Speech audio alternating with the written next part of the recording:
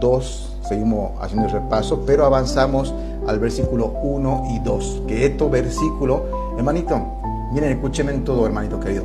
Si tenemos problemas, ¿no? A veces, bueno, yo sé que ustedes ya son maduros en la fe, pero a veces hay hermanos, por ejemplo, que no son tan maduros en la fe y caen en pecado, porque no nos vamos a hacer los trigos limpios, ¿no?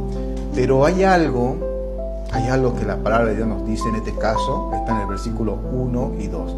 Ustedes no saben, hermano, cuando he comenzado a caminar en este camino, era muy nuevo, no conocía mucho de la escritura, y a mí me dijeron, por ejemplo, cosas como que el cristiano no peca más, y yo no entendía por qué, y decía, ¿cómo puede ser que el cristiano no peque más?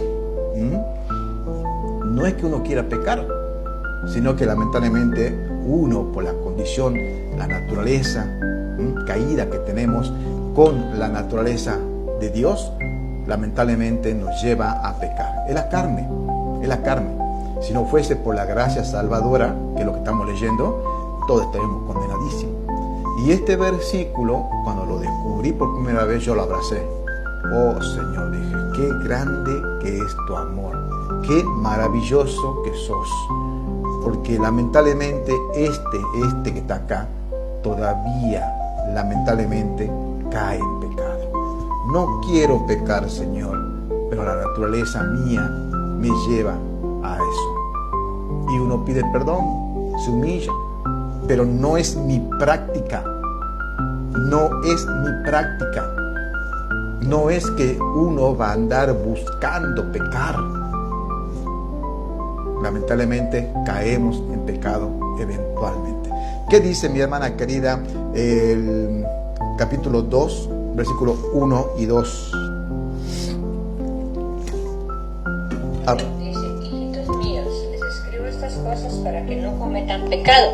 Aunque si alguno comete pecado, tenemos ante el Padre un defensor, que es Jesucristo, y Él es justo. Jesucristo se ofreció en sacrificio para que nuestros pecados sean perdonados, y no solo los nuestros, sino los de todo el mundo. Gracias, mi hermana.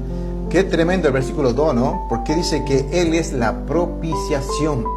Es la propiciación por nuestros pecados. Y no solamente por los nuestros, sino también por los de todo el mundo. Entonces, ¿quiere decir, hermano César, que todo el mundo es salvo ya? No, porque hay una condición. Claro, Él murió por todo el mundo. Él es el Cordero, el Cordero Pascual que quita el pecado del mundo. Pero el ser humano tiene que recibir, tiene que desear, tiene que comprender que su naturaleza es decaída y lo está llevando a la condenación. ¿Entendés? Como hicimos nosotros. Tiene que comprender todo eso, ¿no? Hijitos míos, estas cosas os escribo para que no pequéis. Amén, mi hermana Yudimar. Tenemos a ese abogado en el cielo, ¿no? La idea de este versículo es que no pequemos. Esa es la condición, no pequen. Pero gracias a Dios que está esta otra parte. Y si alguno hubiera pecado, abogado tenemos para con el Padre, a Jesucristo el Cristo, ¿no? Bueno, ¿qué podemos decir de esto? La gracia no puede ser explotada para fines males. ¿Y por qué no? Porque estamos unidos a Cristo. Estamos muertos para el pecado, pero vivos para Dios. Esto es considerarse muerto a la vieja naturaleza pecadora y sordos al pecado. La ordenanza es clara. Él dice, escribo para que no pequemos. Lo ideal es no pecar, pero por causa de estas carnes caemos eventualmente en pecado. Pero existe un remedio para lo que eventualmente pecamos y lo confesamos. Tenemos uno que habla ante el Padre en defensa nuestra, nuestro Señor Jesucristo. ¿Cuánto dicen amén allá abajito? ¿Cuánto dicen amén? Bien, avancemos un poquito más. Yo quiero llegar a ver, vamos a leer unos versículos más. Veamos, mi hermana querida, ¿puede leer por favor versículos 7 al 14? mi hermana querida. Abrí tu micrófono. Ajá. Dice, queridos hermanos, este mandamiento que les escribo no es nuevo. Es el mismo que ustedes recibieron desde el principio. Este mandamiento antiguo es el mensaje que ya oyeron. Y sin embargo, esto que les escribo es un mandamiento nuevo, que es verdad tanto en Cristo como en ustedes, porque la oscuridad va pasando y ya brilla la luz verdadera, perdón. Si alguno dice que está en luz, pero odia a su hermano, todavía está en oscuridad. El que ama a su hermano vive en la luz, y no hay nada que lo haga caer. Pero el que odia a su hermano vive y anda en la oscuridad, y no sabe a dónde va, porque la oscuridad lo ha dejado ciego.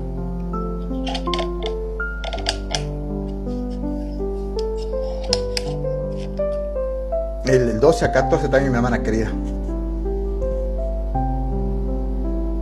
Mi hermana.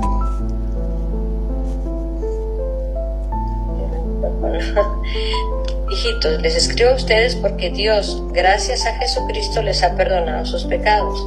Padres, les escribo a ustedes porque han conocido al que ya existía desde el principio. Jóvenes, les escribo a ustedes porque han vencido al maligno. Les escribo a ustedes, hijitos, porque han conocido al Padre. Les escribo a ustedes, padres, porque han conocido al que ya existía desde el principio. Les he escrito también a ustedes, jóvenes, porque son fuertes y han aceptado la palabra de Dios en su corazón, porque han vencido al maligno. Amén, amén, amén. Gracias, mi hermana querida. Muchas gracias por... Yo tengo un comentario, hermano. Dale. Qué tan importante es leer la Biblia, porque cuando yo tenía, ¿qué le digo? Tal vez un mesito de haber reconocido a Jesucristo como mi Salvador, entonces pequé y estaba angustiada y no veía la hora de que iba el domingo para ir a la iglesia, y fui con la esposa del pastor, que era una mujer muy dulce, muy sabia, y le digo, hermana Mari Carmen, yo pequé, y le confesé mi pecado, y ella se me quedó viendo y le dice, mire, y me leyó este versículo que dice que si pecamos, abogado tenemos en Cristo Jesús, porque Él es fiel y justo para perdonarnos y limpiarnos de toda maldad. A mí se me quedó grabado en la mente y el corazón. Entonces la verdad que es importante. En la Biblia, como le digo, yo tenía unos días de haberme convertido, entonces todavía no había leído porque estaba apenas leyendo Juan, porque lo que me recomendaron que leyera el Evangelio según San Juan. Entonces todavía estaba por ahí empezando a leer, pero ella me dijo este versículo y, como le digo, me quedó para siempre. Entonces no es cosa de que yo pequé y bueno, y ahora ya perdí mi salvación, ya estoy perdida, ya no hay nada que hacer. No, tenemos un abogado en el Señor Jesucristo que intercede por nosotros y nos limpia de toda maldad, siempre y cuando confesamos nuestros pecados y también hagamos el propósito de no tomarlo, de seguir haciendo lo mismo siempre. Amén. Amén, amén. Claro que sí, mi hermana. Qué importante que es el estudio, la lectura bíblica, ¿no? Y eso es lo que hacemos mucho hincapié nosotros, que tenemos que estar constantemente leyendo la Biblia, ¿no? Yo sé que tenemos otras actividades, tenemos otras cuestiones que hacer, pero somos hijos de Dios. Somos hijos de Dios, y como hijos de Dios no puede un hijo de Dios no tener lectura bíblica, no puede estar sin congregarse, no puede estar, por ejemplo, aunque sea escuchando estudios serios, ¿no? Estudios serios, no hablemos de todas esas payasadas que andan por ahí en las redes sociales, ¿no? Yo quiero avanzar a este versículo, hermano, el versículo 7. Hermano, no os escribo mandamiento nuevo, sino el mandamiento antiguo que habéis tenido desde el principio. Este mandamiento antiguo es la palabra que habéis oído desde el principio. Sin embargo, os escribo un mandamiento nuevo, que es verdadero en él, y vosotros, porque las tinieblas van pasando y la luz verdadera ya alumbra. Bueno, hay que recordar esto. Como decíamos hace un momento, están los de las raíces ebrias que agarran estos textos bíblicos justamente para decir que tenemos nosotros todavía que guardar los mandamientos para la justificación de nuestra alma. y entonces ellos te acusan de que vos no guardas, que el Shabbat, que el sábado, que tanta cosa, que comes cerdo, también te dicen, ¿no? Pero en realidad, hermanos queridos, hay que comprender que nuestro Señor Jesucristo, Él hizo como un nuevo mandamiento. El mandamiento que ha dado Él es mucho más elevado que el mandamiento que está escrito en las tablas de piedra, que fue dada por Dios a Moisés. Hablamos de la ley, ¿no? Este mandamiento es un mandamiento nuevo, es un mandamiento conocido como mandamiento de amor, porque ahora nosotros estamos bajo ese nuevo pacto, ese nuevo régimen que es el mandamiento por amor. Mira, lo que dice, por ejemplo, porque alguien lo va a decir, pero ¿dónde dice eso? Estás inventando. Bueno, cuando leemos nosotros, por ejemplo, Juan, el capítulo 13 y versículos 34 y 35, ¿no? Miren lo que dice acá. Un mandamiento nuevo os doy. Ya varias veces lo hemos dicho, pero estamos repasando. Si acá dice Cristo que un mandamiento nuevo os doy, es un nuevo mandamiento. De eso está hablando Juan acá. Es un nuevo mandamiento, no es un mandamiento renovado. No, es un nuevo mandamiento. ¿Y qué dice acá? Por ejemplo, que os améis los unos a los otros, como yo he amado, que también os améis los unos a los otros. Ahí está, por eso decimos que este es un nuevo mandamiento en el nuevo pacto y es un mandamiento de amor. Ahora, acá entramos en otra dificultad, ¿no? Porque muchos de nuestros amiguitos y hermanitos en Cristo, cuando ven la palabra amor, se van rápidamente a un amor humanista. Y entonces allí es donde cometen el error de decir, bueno, es que Dios dice que tenemos que amarnos los unos a los otros, que tenemos que amar a mi hermano. Y ahí es donde meten en la bolsa a cualquiera que dice venir en el nombre de Cristo. Porque el testigo de Jehová dice venir en nombre de Cristo. El mormón dice venir en nombre de Cristo. El de raíces ebrias también dice venir en nombre de Cristo. El adventista dice venir en nombre de Cristo. Muchos carismáticos también lo hacen. El católico y un montón de sectas dicen venir en el nombre de Cristo. ¿Y qué sucede entonces? Dicen, no, pero es que la Biblia dice que tengo que amar a mi hermano. ¿Pero acaso podés llamar hermano al que está odiando a tu Señor Jesucristo? Al que dice que no es Dios. Incluso en las sectas, los mormones dicen que es el hermano del diablo, de Lucifer. Es el hermano de Lucifer. ¿Vos podés llamar a estos mis hermanos? No, mi hermano querido, para nada. Entonces, ¿cuál es ese amor? Acá dice bien clarito, mandamiento nuevo os doy, que os améis los unos a los otros. Como yo os he amado, que también os améis los unos a los otros. En la ley te decía que el primer mandamiento es amar a Dios por sobre todas las cosas. Y el segundo mandamiento dice que era algo similar, y amarás a tu prójimo como a ti mismo. Era un amor centrado en ti. Presta atención, un amor centrado en ti. Era un amor humanista. Ojo por ojo, diente por diente, decía la ley, ¿no? Pero yo os digo, y ahí decía el cambio de ley. ¿Entienden? En cambio, acá ahora no es un amor centrado en ti. No es acá, por ejemplo, y amarás a tu prójimo como a ti mismo. Acá dice, un mandamiento nuevo os doy, que os améis los unos a los otros. Y presta atención, como yo os he amado. ¿Y cómo nos amó Dios? Con un amor sacrificial y hasta muerte de cruz, derramamiento de sangre. ¿Qué será que tengo que entregar mi vida por un hermano? Bueno, no literal quizás, ¿no? Pero tienes que amar con un amor sacrificial. Pero bueno, sabes, César, lo que me hizo aquel hermano o hermana. Tenés que amar con amor sacrificial. ¿Por qué? Porque Cristo te dice esto.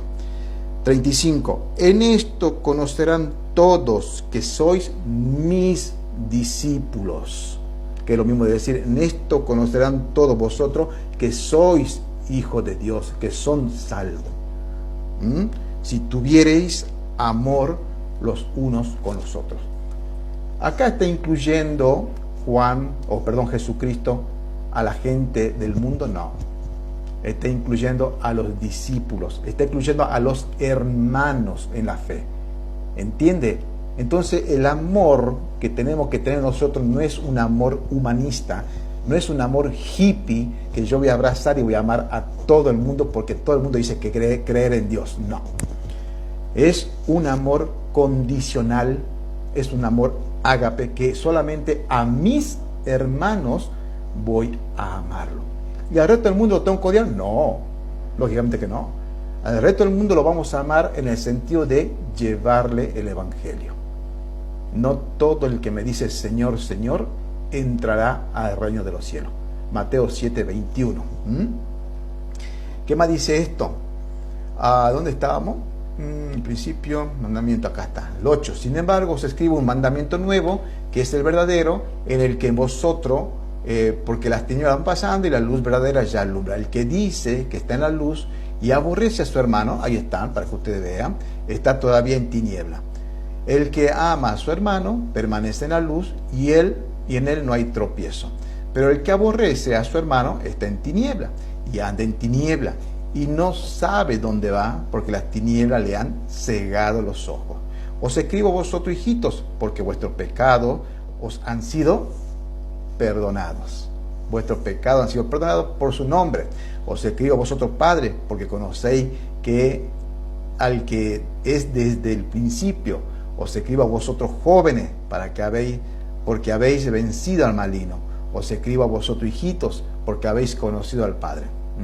Os he escrito a vosotros, padres, porque habéis conocido al que desde el principio. Os he escrito a vosotros, jóvenes, porque sois fuertes. Y ahí usted sigue leyendo, ¿no? ¿Qué dice, hermana Beatriz?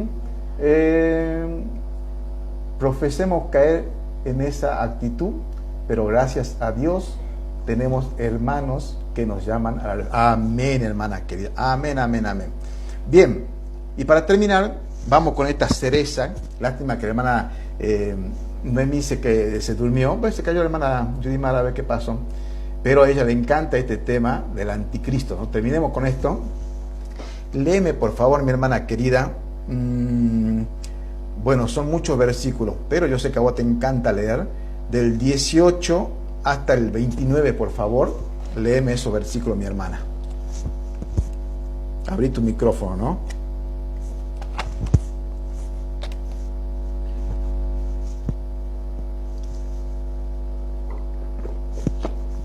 Capítulo 2, del 18 al 29.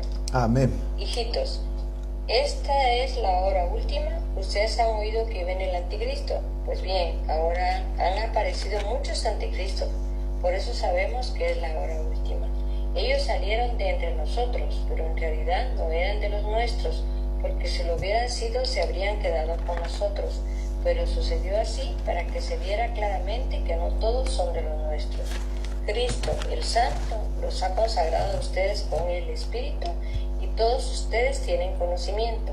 Les escribo pues no porque no conozcan la verdad, sino porque la conocen, y ustedes saben que ninguna mentira puede venir de la verdad.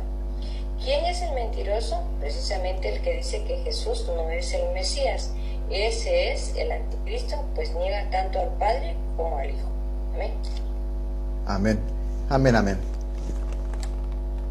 Amén, amén, mi hermana querida. Muchas gracias por esa lectura bíblica.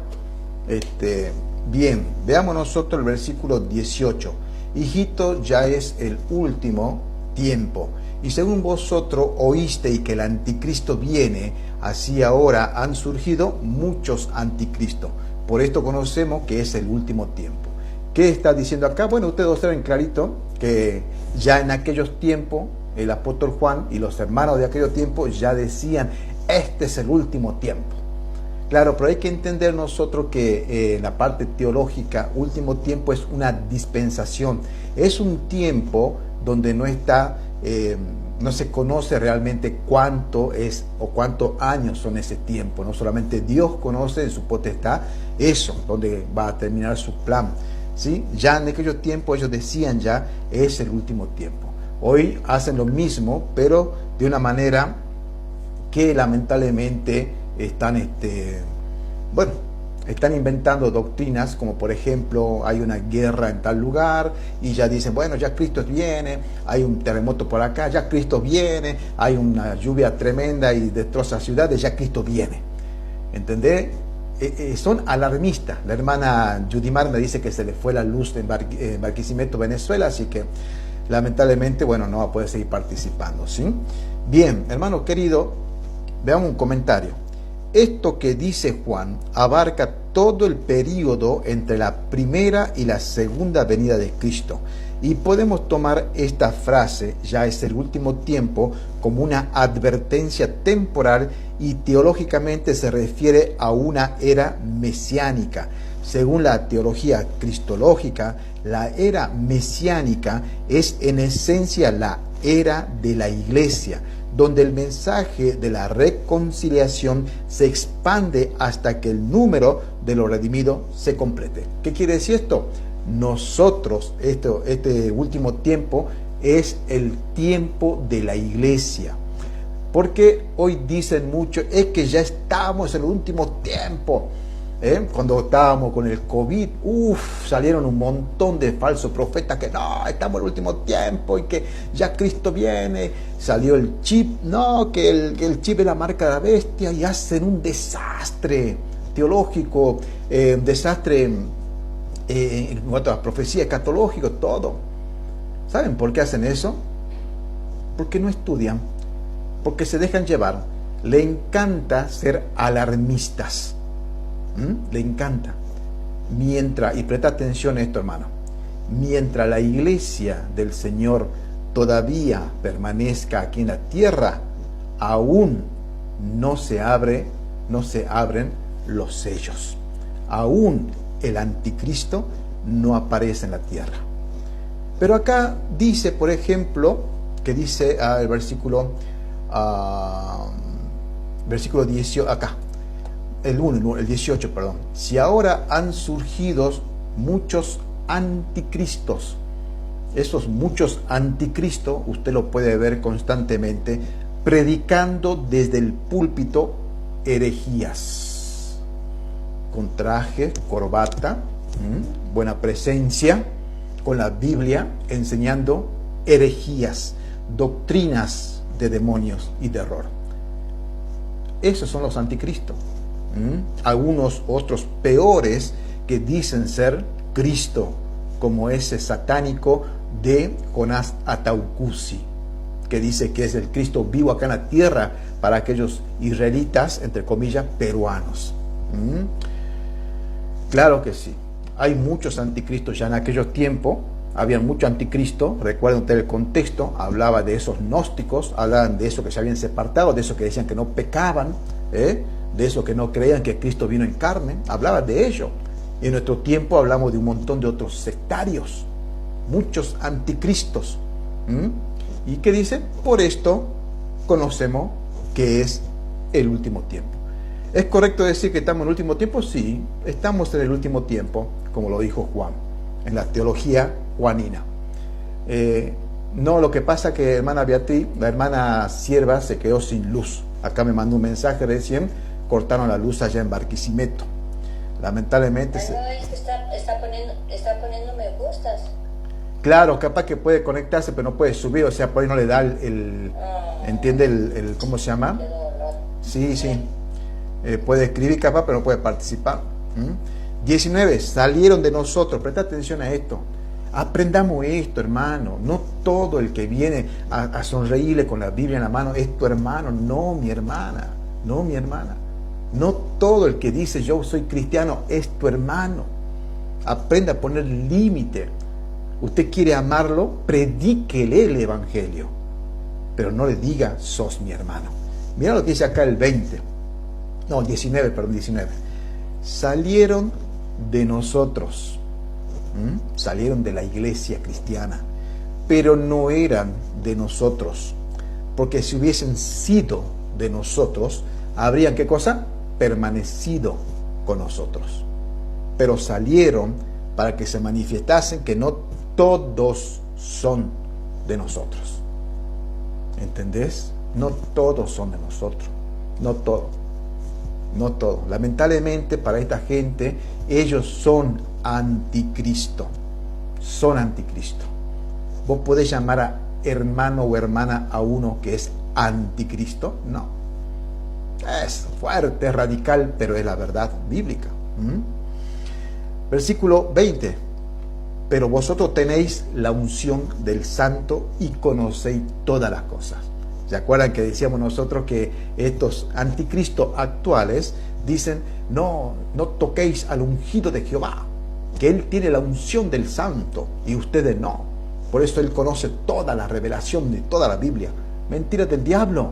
Si este versículo te está diciendo lo siguiente, pero vosotros tenéis la unción del Santo y conocéis todas las cosas. Todos los hijos de Dios tenemos la unción de nuestro Señor Jesucristo. ¿Entiende, hermanos queridos? Ahora, ¿qué más dice? Bueno, a ver, vamos a ver un poquito acá, a ver algún comentario. Bien, este comentario dice lo siguiente, ¿sí?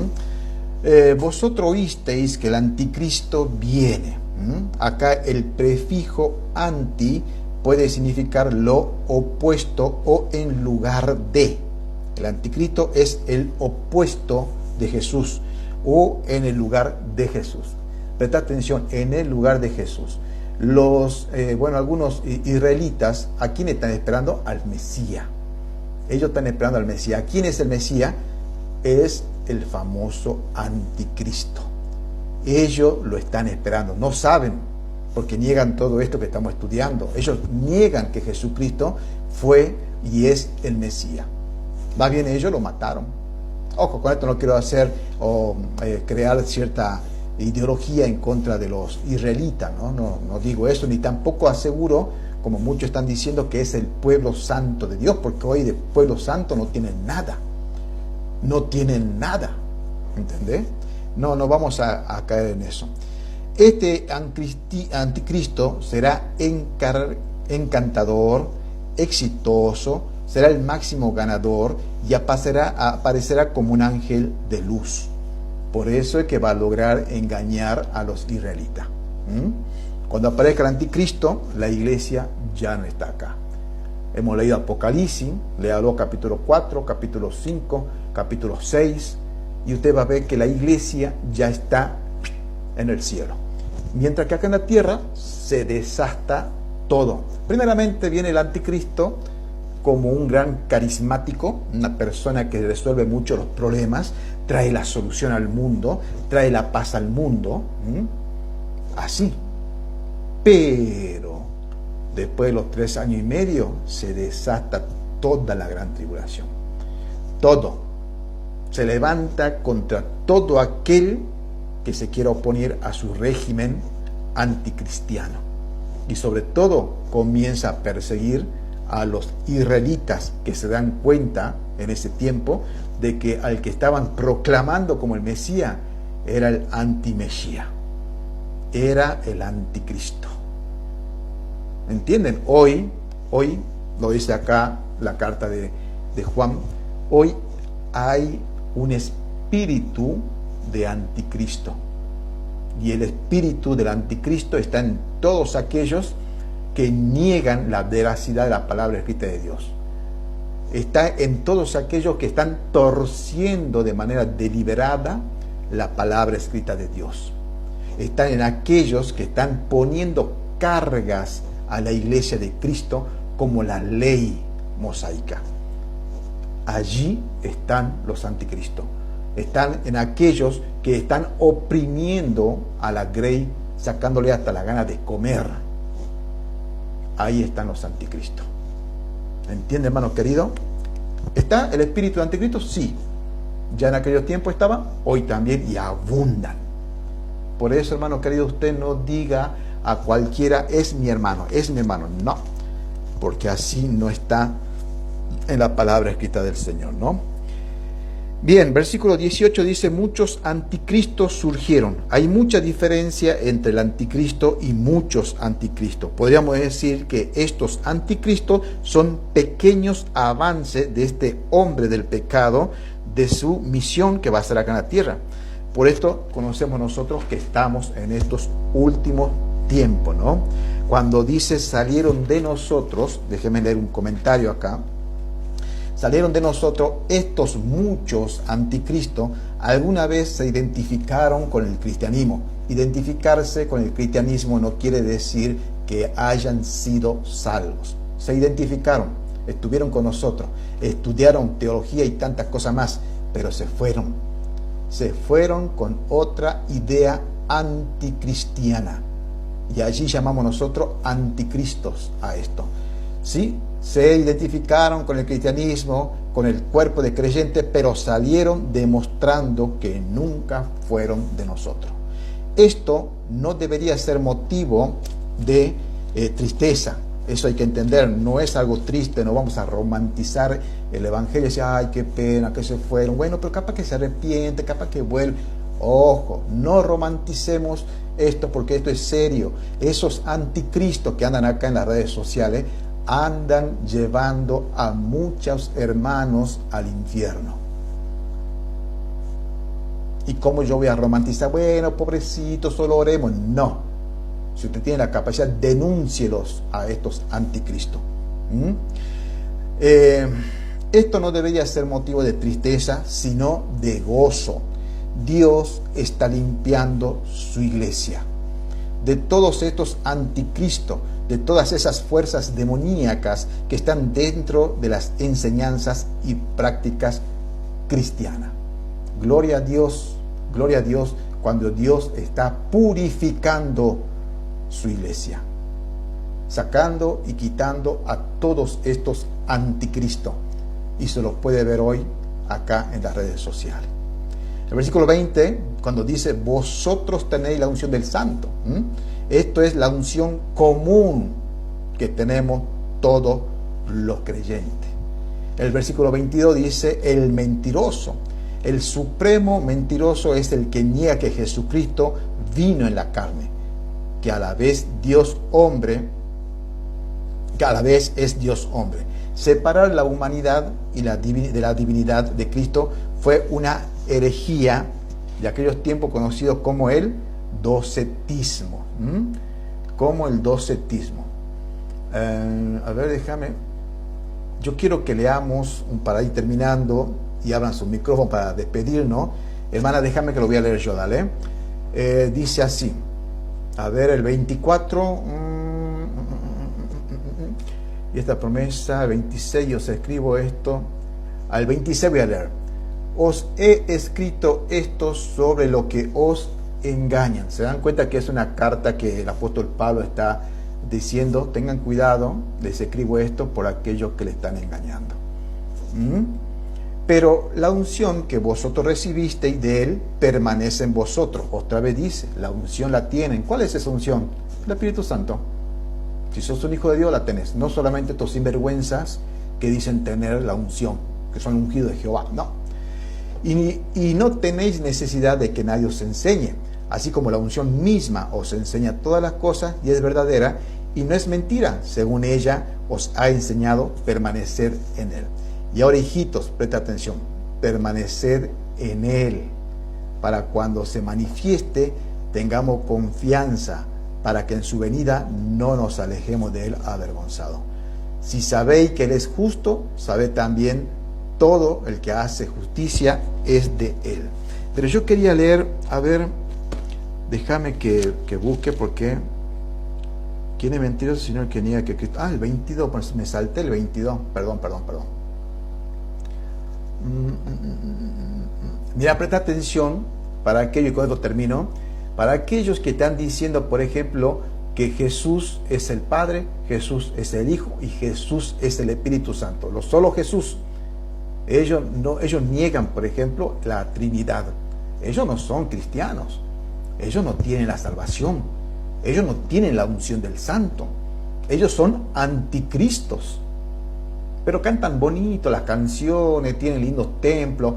lo que quieras, son anticristos. Mira lo que dice el 22. ¿Quién es el mentiroso? Sino el que niega que Jesús es el Cristo. El que dice que Jesús es el Mesías, el Salvador. Este es el anticristo, el que niega al Padre y al Hijo. Al Padre y al Hijo. Vemos dos personas. Bueno, no, la hermana Noemí se nos durmió. Hermana María Contreras, para despedirnos, últimas palabras, mi hermanita querida. Después la hermana Beatriz. Y damos por finalizado